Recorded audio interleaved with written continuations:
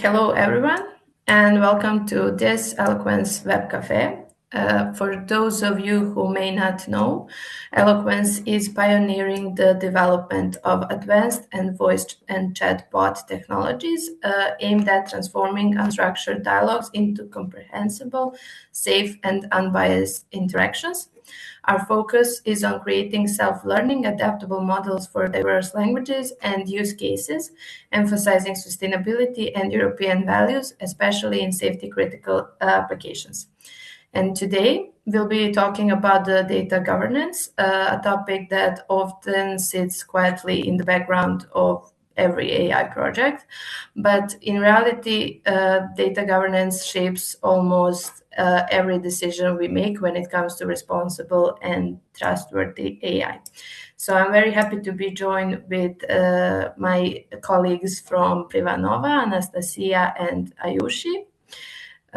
This session will be conversational, like a Q&A. So I'll guide us through a series of questions and we'll leave a few minutes at the end for all the reflections and takeaways.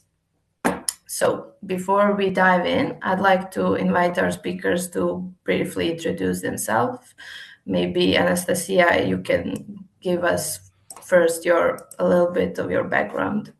Sure. Thank you very much, Elena, for the introduction and also for the invitation to the web cafe. My name is Anastasiya Kiseleva. I am a senior regulatory ethics and policy lead at Privanova and a postdoc researcher at the Faculty of Law of the University at Brussels. So you can see that I'm equally fascinated by working both in industry and research. As soon as it relates to AI projects and its responsible use, especially in high-risk areas such as healthcare. And there is also a little twist to my legal background. I have completed doctoral thesis and have 2 PhDs on the topic of transparency of AI, and hold 2 PhDs in law and computer science in 2 countries, in Belgium and France. So the topic of the talk today is highly relevant to me. So I'm very much looking to the discussion. Thank you very much. I'm happy to hear that. Aayushi, over to you. Thank you. So I'm really pleased to be here. My name is Aayushi Gupta, and I'm a project manager with Privanova. I have been with the organization for a little over 2 years now, but I have extensive experience in managing EU Commission projects. My background is in business administration and engineering, so topics at the intersection of business and technology really fascinate me. And especially when it comes to eloquence, this is about converting new age technologies into real world use cases. With the advent of and more talks about governance, especially in the age of AI, I think it's a very relevant topic. And I'm looking forward to the discussion today. Okay, thank you. So let's start then. And let's start with the big picture of our problem.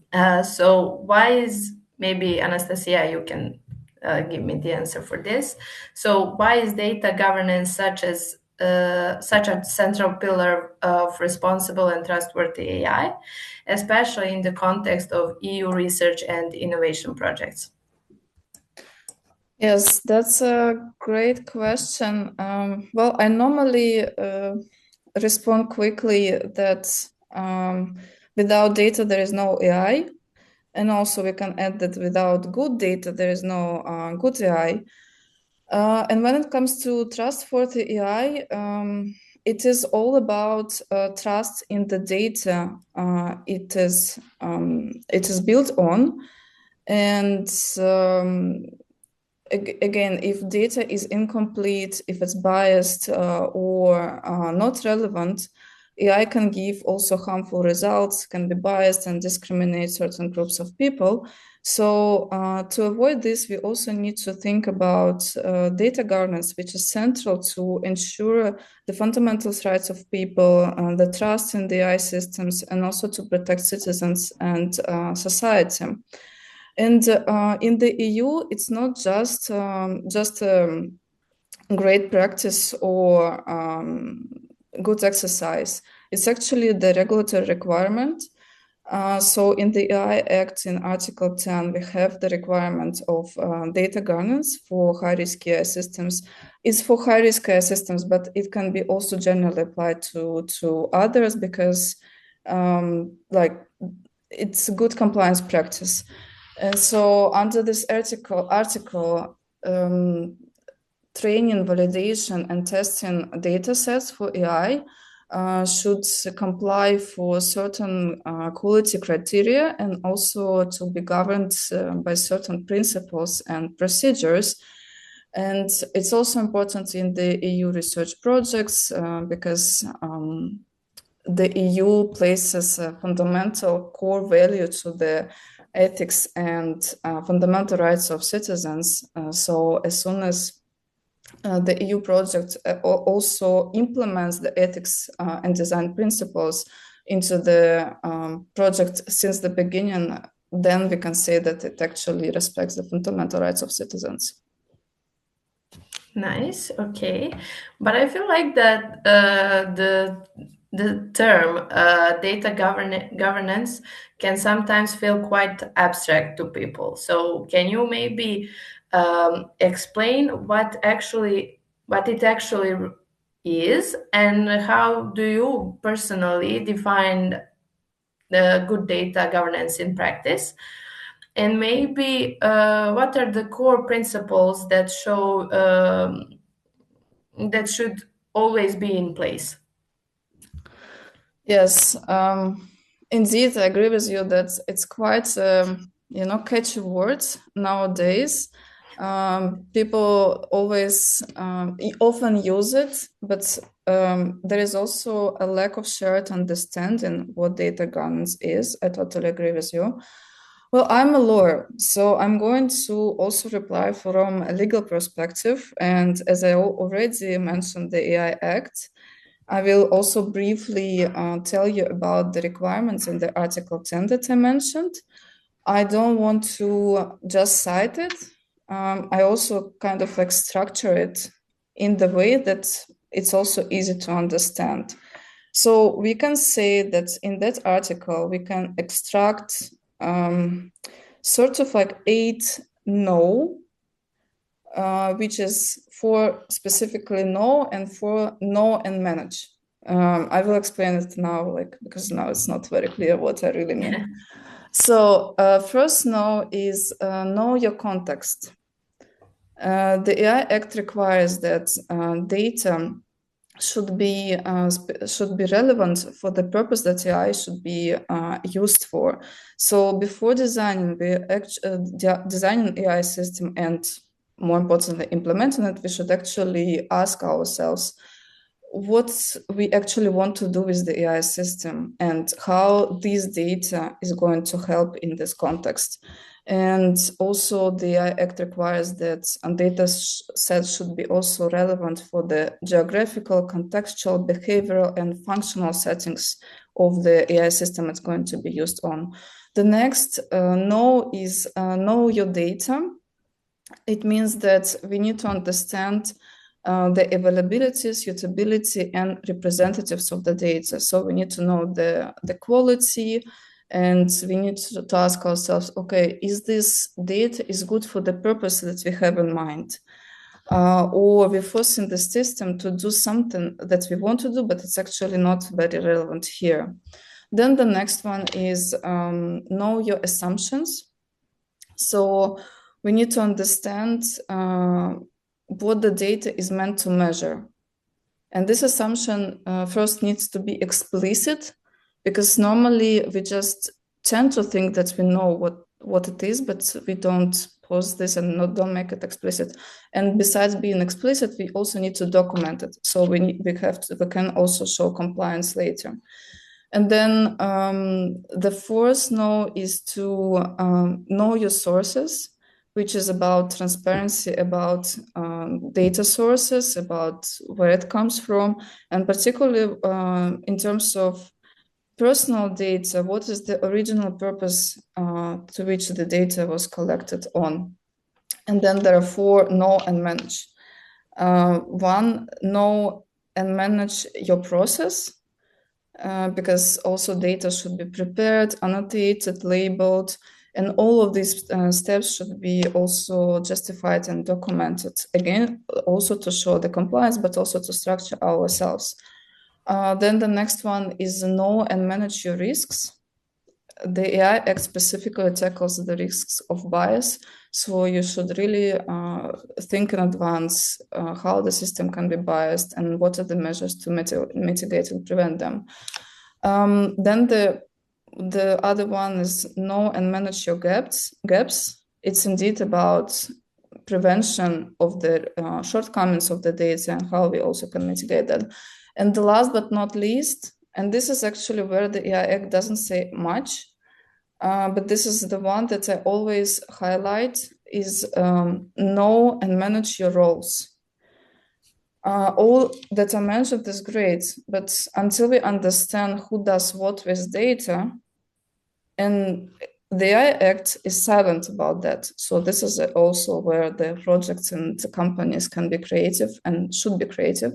So establish the roles, who is responsible for what. So this is my not very short input to this question. Yes, but I feel like it's a lot more clear now for all of us.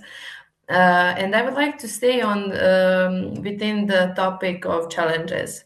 So, are there any specific data-related risks in AI development that tend to be underestimated early on? Yes, I would say that. Well, in general, I should say that still, even though there is like the beautiful requirement that I described, or like, yeah, the requirement, but it's still in the implementation phase, the AI Act still is not fully enforced. And also there is a lot of discussions about digital omnibus and how to make the AI Act easier and to make the compliance easier. So this is like good theory right now, but not yet overall practice. And overall, data governance is not something that is thought of at the beginning of the project. Mm-hmm.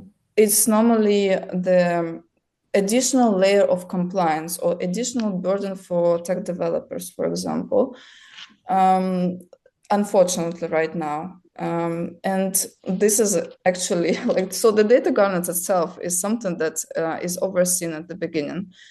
And because of that, also all the things that I mentioned that you should know and manage, they're sort of overseen. So we tend to think in the end of the project of how should have we done before. So yeah, I would say that overall data governance is overseen. Okay, thank you. I would like to bring the project management perspective now. So, Aayushi, from your experience, how does data governance affect day-to-day coordination within the EU consortiums like Eloquence? Yeah, that makes sense. And from a project management perspective, data governance impacts in a very operational way. And I think a large part of it was explained by Anastasia. And especially when we have a large consortium like Eloquence, coordination isn't only about, let's say, meeting deadlines or tracking deliverables. Data is a very important part of it, and especially how data moves between partners and how to do it in a way that it is documented, it is consistent, it is justified. So, on a day to day basis, let's say this will impact how we run our project discussions. So, when technical teams, let's say they present their progress, we need to ask questions like what data was used, what were the assumptions, what were the safeguards that were applied.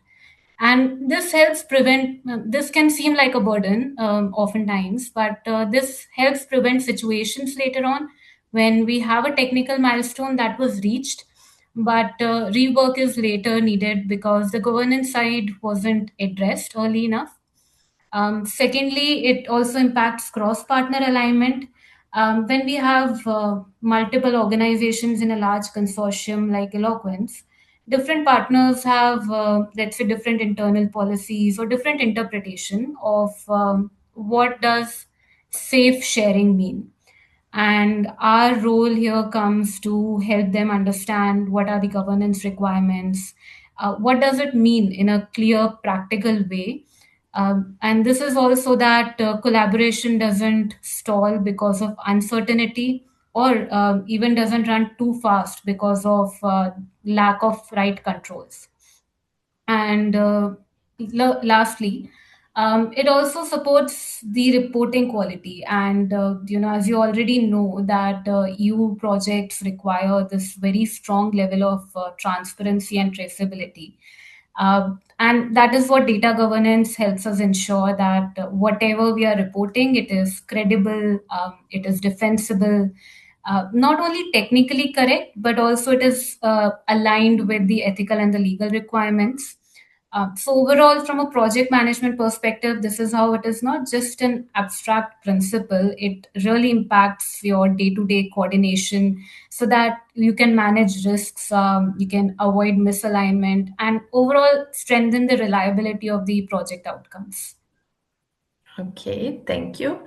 And can you give us a couple of more examples of how does Privanova approach data governance within Eloquence, for example? Sure, yes. And when it comes to projects like these, and especially EU AI projects, at Privanova, we make sure to make governance, which can oftentimes be overlooked or an abstract topic, we make sure to focus on how to make it practical, and easy to apply for partners. And these are the partners who are typically focused on research and development. And as Anastasia mentioned, data governance is often an afterthought for them. And especially when we talk about Eloquence, where the focus is on developing conversational AI technologies, and suitable for real world context, and especially safety relevant scenarios. Governance is not something that can be added, can be treated something as we will add it later. So we apply some clear practices. One is to have structure early on. And again, this is a good practice, difficult to implement, but always encouraged. So, organizing and structuring everything early on in terms of clear documentation from the beginning, not just at the reporting time. And this means having consistent data set descriptions, having clarity on where did data originate, the traceability of different changes over time. This, of course, is good for reporting purposes, but yes, to avoid confusion later when there are results that need to be validated or compared between partners. Secondly, we focus on alignment between partners. Again, when we are working with different organizations, all of them might have different ways of storing them, sharing them, or classifying data. At Privanova, our role is to ensure that these governance requirements, they are interpreted consistently across the consortium, so that collaboration is smooth and the project stays compliant. And lastly, we take a risk-based approach. So we don't treat all data as same. We distinguish between low risk, let's say low risk research material, and high risk assets. And these risk assets will be the ones that require stronger controls. So this makes sure that governance is more realistic and there is no unnecessary overhead. And last and very important, that we treat governance as an enabler of trust. Oftentimes, data governance is seen as something that will slow down process or slow down innovation. But we see it differently. It protects the innovation that is done within the project. It ensures that the project outcomes are not only technically strong, but they are credible, they are transparent, and of course, they are aligned with the European standards for responsible AI. And this is the same approach that we follow in Eloquence, and this is how we support Eloquence as well. By making sure that data governance is something that is actually applicable by partners on a day-to-day basis, all the while strengthening the outcomes and the long-term integrity of the project. Okay, thank you, Aayushi. So, Anastasia, back to you. Looking beyond current projects, as AI systems become more complex and data intensive, how do you see data governance evolving in the coming years? Let me dream. Of course. Because indeed, like, it's wishful thinking. It might happen, it might not, because I know that, yeah, like, but we again, like, do our best and hope for the best. So I see three directions where data governance hopefully will evolve in the coming years, so that it can actually help to reach for truly responsible AI. One direction is that, as I already mentioned, data governance should become not an afterthought, but applied since the beginning of the project. It should be embedded by design into the project. So since the early on of the project, it should be embedded into the structure of the company that develops AI and also into the systems. And here also another sub-direction of this is automation of data governance. So we are discussing AI technologies, how amazing they are, and what incredible results it can achieve in different areas. And why wouldn't we apply AI also for automation of data governance itself? So that actually data scientists, computer scientists can create the tools that help them to comply. And data governance is not only about compliance, it's actually about managing your project properly, so that you can also oversee it at every single point, and to document it, and also to show it to yourself every single step of the decision making, and to show it to external companies, regulators, innovators, investors, and so on. So I also strongly advocate that data governance, and it's not just a compliance tool, it's also, well, this I could also agree on what Aayushi said, is the tool to support innovation and to support sustainable and responsible AI. And the second direction that I can see is also that data governance is not just one-stop mechanism, not just ticking the box exercise, but is the process. It starts from the project, or even before the project, because actually before AI is created or developed, any AI project, there should be already the culture of data governance in the company. And only after that, after understanding and assessing the culture of data governance in the company overall, we can also understand if we can create AI project that heavily rely on data. And then it should be always continuously updated. So it's not just when you train AI and then you implement it and forget about it. No, you should always reassess how AI functions, and if there are any mistakes and so on. And for that, you also have to have continuous data governance, not just one-time shot. And then the third direction that I see is that data governance should expand from company size or level to ecosystem level. This actually also applies to the EU projects such as ELOQUENCE, where we have several partners and we have to agree on common standards, common settings on data governance. And here I should say that with data, also the data governance terms, definitions, and procedures should travel. So if we, for example, transfer data, we also should agree early on how we all together govern the data. So again, data governance is not just for one company, it's not just single exercise, and it's ecosystem that should be continuous and possibly automated and implemented early on. Okay, I hope your dream comes true. But I would like to wrap this discussion with maybe something more practical. So, what is the one key piece of advice you would give to new EU projects that want to get data governance right from day one?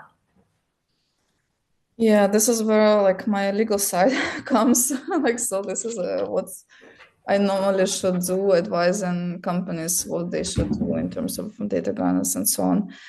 Well, I would advise that think as if you already under the audit.